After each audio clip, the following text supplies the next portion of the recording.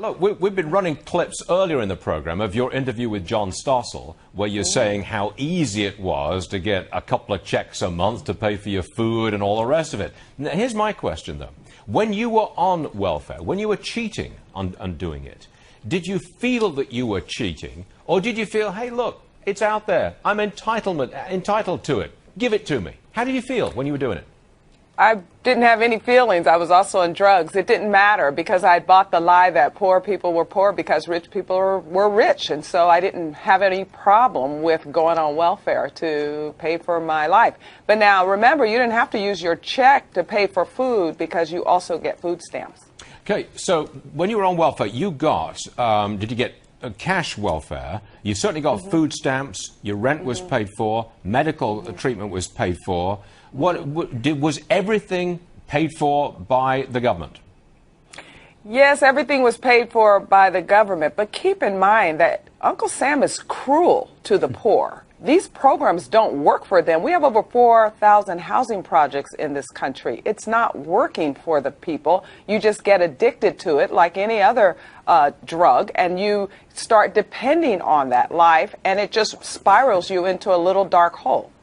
So, look, I've been making the point this week that the recipients of this kind of extensive entitlement program, the recipients are actually destroyed by it. Now, that's a very strong thing for me to say. Would you agree with it? I absolutely agree. The recipient is not only destroyed, their personal dignity, and then they become much more addicted all of their life.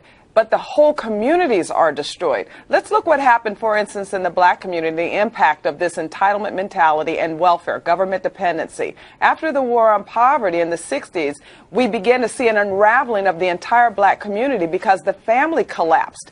During the 60s, the black family was pretty healthy. 78% of husbands were in their homes with their wives raising their children. But after this lure to government that said you don't have to work, you don't have to save, you don't have to get married, over time marriage stopped occurring to where now 7 out of 10 black children are born outside of marriage. And what happens when you don't have that intact family is your values change. So your culture changes, so your community changes. Well, you're out there now very publicly saying that the entitlement mentality is a very bad thing and destroys communities. What's the reaction to you now saying what you're saying?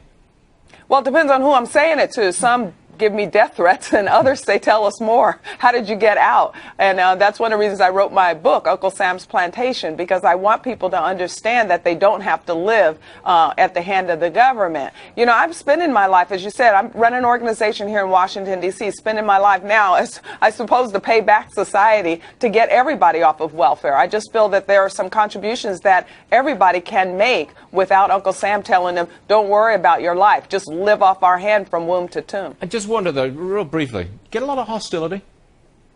Do I get hostility? Yeah, do you? Well, of course I do. Hey, being a black conservative in this society is social suicide. You live alone, you have a lonely life. Well, welcome to the program. It's very good to have you with us, Star Parker. This is Entitlement Week, and you've contributed to